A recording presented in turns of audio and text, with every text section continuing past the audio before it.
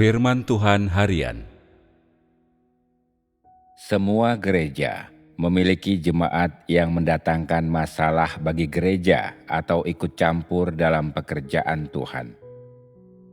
Mereka semua adalah iblis yang telah menyusupi keluarga Tuhan dalam penyamaran. Orang-orang seperti itu sangat mahir bersandiwara. Mereka datang dengan penuh hormat di hadapanku, menunduk dan membungkuk, bertingkah layaknya anjing kudisan, dan mempersembahkan segalanya demi mencapai tujuan pribadi mereka. Tetapi di hadapan saudara-saudari, mereka menunjukkan sisi buruk mereka. Ketika melihat orang-orang yang melakukan kebenaran, mereka menyerang orang-orang itu dan mengesampingkan mereka. Ketika melihat orang-orang yang lebih mampu dari dirinya, mereka menyanjung dan menjilat orang-orang itu. Mereka berkeliaran dalam gereja. Dapat dikatakan bahwa para perundung lokal, para anjing piaraan seperti ini, ada di kebanyakan gereja. Mereka mengendap-endap bersama, saling mengedip dan memberi kode rahasia, dan tidak seorang pun di antara mereka melakukan kebenaran. Siapapun yang punya racun paling mematikan, dialah setan kepala, dan siapapun yang paling bergengsi, memimpin mereka, mengibarkan panji mereka tinggi-tinggi. Orang-orang ini melanda gereja, menyebarkan kenegatifan mereka, menyebarkan kematian, melakukan dan mengatakan apapun sesuka mereka, tanpa ada yang berani menghentikan mereka. Mereka meluap-luap dengan watak iblis. Begitu mereka mulai menimbulkan kekacauan, hawa kematian langsung masuk ke dalam gereja. Orang-orang dalam gereja yang melakukan kebenaran disingkirkan, kehilangan kemampuan mereka untuk memberikan segalanya. Sementara mereka yang mengganggu gereja dan menyebarkan kematian merajalela di dalamnya. Dan lebih dari itu, sebagian besar orang mengikuti mereka. Gereja seperti ini benar-benar berada di bawah kendali iblis. Setanlah raja mereka.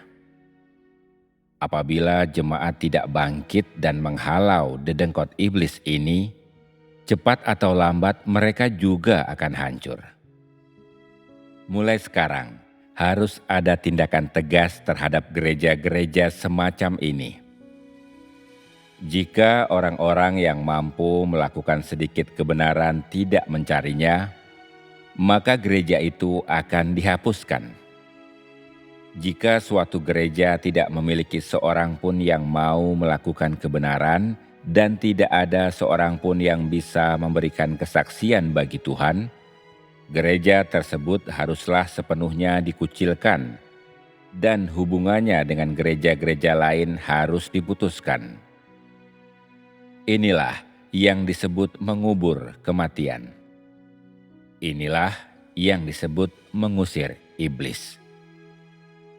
Jika di sebuah gereja terdapat beberapa perundung lokal dan mereka diikuti oleh lalat-lalat kecil yang sepenuhnya tidak memiliki kearifan, dan jika para anggota jemaat bahkan setelah memahami kebenaran, tetap tidak mampu menolak belenggu dan manipulasi dari para perundung ini, maka semua orang bodoh ini akan disingkirkan pada akhirnya.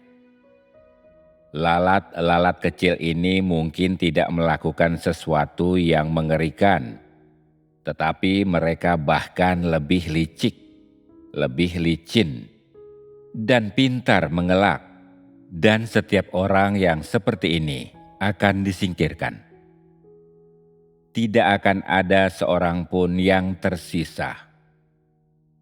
Orang-orang yang adalah kepunyaan iblis akan dikembalikan kepada iblis, sedangkan orang-orang yang adalah milik Tuhan pasti akan mencari kebenaran.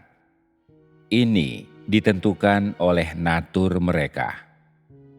Biarlah semua yang mengikuti iblis binasa. Tidak ada belas kasihan yang akan ditunjukkan kepada orang-orang ini. Biarlah mereka yang mencari kebenaran memperoleh pemeliharaan dan biarlah mereka menikmati firman Tuhan sepuas hatinya. Tuhan itu adil. Dia tidak akan pilih kasih kepada siapapun. Jika engkau adalah iblis, engkau tidak akan mampu melakukan kebenaran. Jika engkau adalah orang yang mencari kebenaran, engkau pasti tidak akan ditawan oleh iblis. Ini tidak diragukan lagi.